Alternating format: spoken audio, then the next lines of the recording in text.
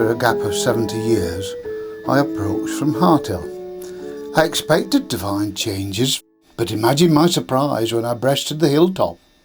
Was the level of crime, high though it is in the world, worse in Kiveton than anywhere else?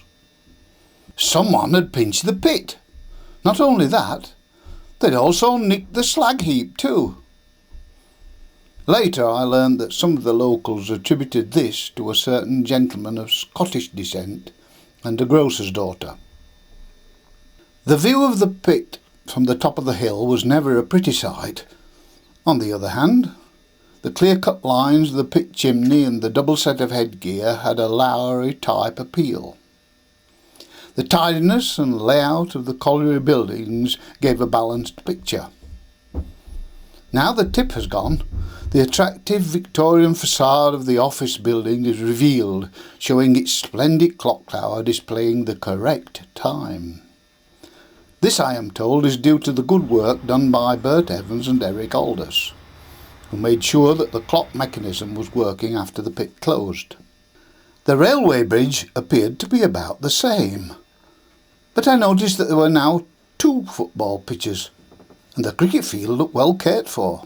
If ghosts there be, then in an evening it is possible to see Amp Newbold, Jack Scott, Pongo Waring, Eric Oakton, George Laking and Horace Bradley.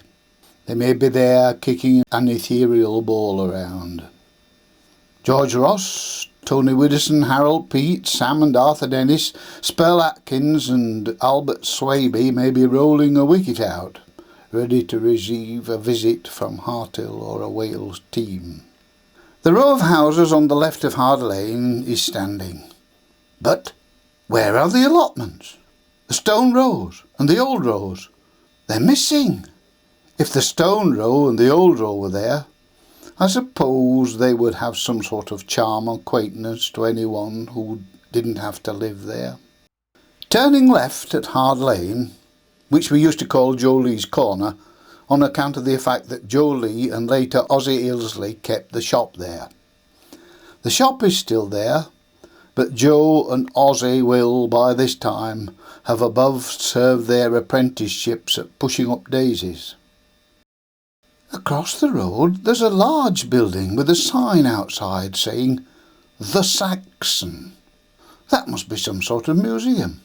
I'll investigate it later. Travelling west along Station Road, little seems to have changed. Springfield Terrace is still there, along with the club and its bowling green.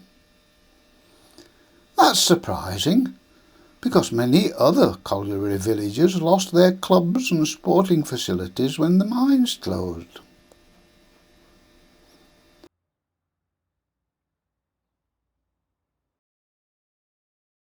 From this point, the land between the road and the railway used to be filled with the little rows. This is a collection of late Victorian houses built in long rows with coal houses and lavatories situated across a communal yard. There was Victoria Terrace, Albert Terrace, Railway Terrace. They've all gone now, and what's there is aesthetically much better. There may be some amongst the now old former residents who had to make a seemingly endless journey across the yard on a cold, wet night in order to placate a bout of diarrhoea. Do you remember the good old days? The school buildings are there, and the station managed to survive Dr. Beeching. The renovation of New Rose, Jubilee Terrace, Carrington Terrace and Dawson Terrace is a credit to the restorers. These are once more attractive buildings, much better than they were originally. And now I come to the... But where is the chapel? There used to be a fine Victorian red brick building standing at the end of the terrace. But it's gone. To pinch a pit was bad enough, but a chapel. It's been demolished, and to make way for not Mammon, but a supermarket. Tom Edwards and Tom Holden must be turning in their graves. is nothing sacred. There seems to be little change as I make my way towards the pictures. The pictures? Well, bless me, that building's gone too. There's a pub, the Forge, now standing in that place. What? A pub in Kiveton? It was then that I realised that the large building at Hard Lane Corner was not a museum, but a pub. Fancy, 2 pubs in Kiveton. Turn again, Tom Edwards and Tom Holden. If you'd told us 60 years ago that the pictures would be knocked down, we should have thought you were crackers. A visit to the pictures was the highlight of our week. I wonder if the youngsters of today feel deprived because they can no longer collect empty jam jars and pop bottles to take back to the shop in order to scrape together 5p to pay for a seat in the chicken run. That it has gone, I suppose, is the price of progress in the form of television. Walking back along Wales Road, the shops are there, but the owners have changed as well as the merchandise. Powys is still there. Sadly, Charlie and Reenie are no longer with us. I wonder which undertaker they had. Prestiges, Fittons, Stockdales, Emersons, Grahams and Josh Orland all gone. Fittons sold delicious ice cream, and we took our wet batteries to Stockdales each week to have them recharged by his transformer. Emerson's was a large drapery shop, very well patronised by the ladies. Hyde's and Whittam's were beer-offs, and they're no longer in existence. Those shops were off licences. This meant that they could sell alcohol during permitted hours, but it couldn't be consumed on the premises. That there were back rooms and sheds down the garden was the worst kept secret in Kiveton. The local constabulary would from time to time call to check the premises. When this happened, the light was switched off in the drinking den, and the customers knew that they had to keep quiet. The same procedure was enacted when a member of the Temperance Society entered. Not, of course, to buy alcohol, but to buy pop and groceries. I noticed that the Co-op had upped stumps and moved from the bottom of Wesley Road. There was a chemist, haberdashery and grocery departments there. School leavers who started work there were initiated by being sent across to Graham's shop to purchase a rubber toffee hammer. The Meadow Dairy, a discount grocery shop, is now the post office. I remember them giving away some crockery with yellow borders. You got it if you'd spent so much money. It would be a trifling amount to us. The chip shops, with the exception of Dolly Lieben's, which was on Carrington Terrace, are still there, but the type of food they sell has changed.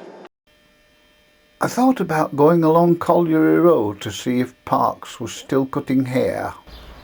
He used to cut it in their front room, but he must be dead now. If he's not, he'll be over 100 years old. He was a wonderful barber. You could have any style of haircut as long as it was short back and sides. You were treated to the latest horse racing information. Not all was reliable, and the children paid threepence and received some sweets as a bonus. It was pleasing to see that the St John rooms were there and still owned by Wales Church. That building reminds me of standing in the dole queue with my father, waiting along with the other unemployed or partly employed miners to sign on. They did this at least once a week to enable them to claim unemployment benefit. This meagre sum was all that some of them had to live on in the 1930s. The pit only worked 2 or 3 days each week. Whether the miners worked or not was indicated by the blowing of the pit blower. If it went at 7 o'clock, there was no work for the deep pit. If it went at 7:30, there was no work for the Hazel pit.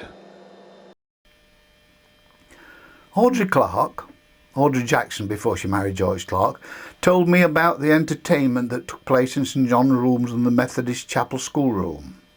Dances were held in the former, but definitely not in the latter. Concerts were organised fairly frequently at both places.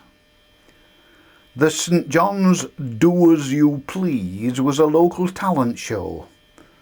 There was always enough talent to fill a programme, even though you had heard many of the performers time and time again.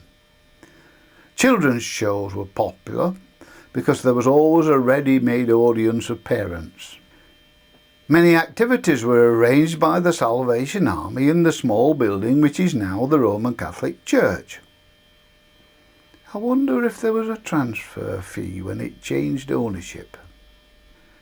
Audrey assures me that she was more than willing to take part in any show that was organised at the church, chapel or Salvation Army. Her feelings about religion were amphibious, if that's the right word. If there was singing to be had, Audrey was there, ready, willing, and I can vouch for this, able.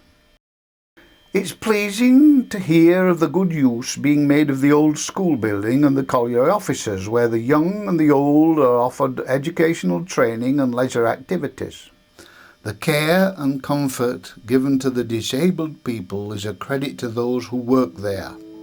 Those are the people who should receive medals. Is Kiveton Park still a good place in which to live and work? Yeah, I reckon.